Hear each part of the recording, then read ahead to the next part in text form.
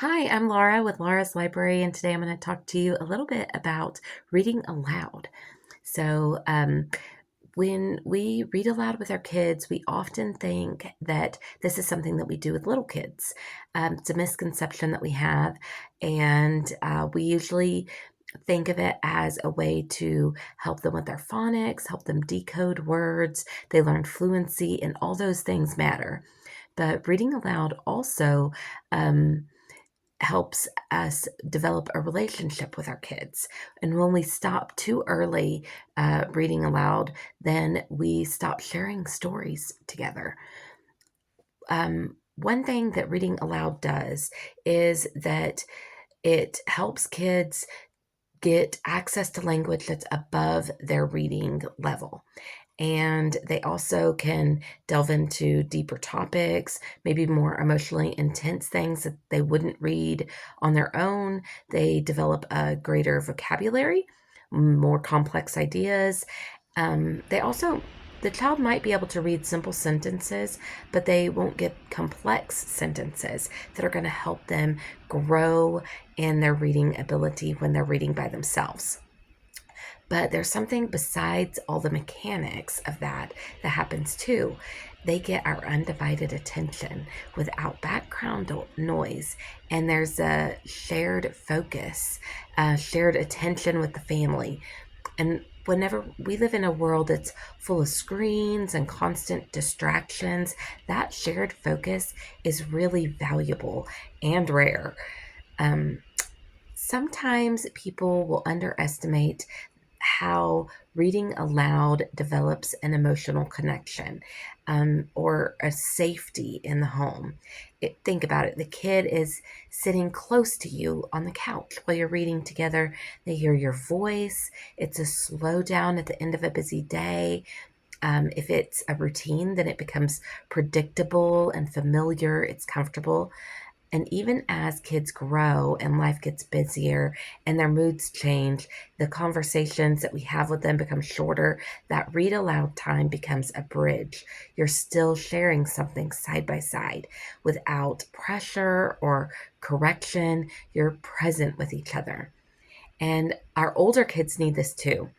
Sometimes we stop once our kids are reading chapter books by themselves and we think that they don't need read alouds, but the older kids benefit in a different way. They can understand those complex ideas, and maybe the books aren't too hard for them. Potentially they're even easier because maybe you have several kids and you're reading an easier book, and that's okay.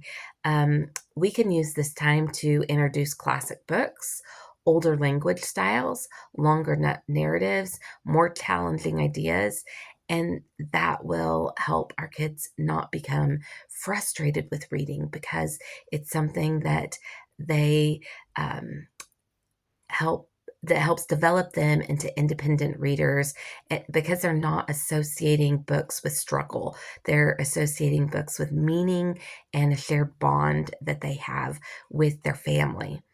We can even read aloud to our teenagers.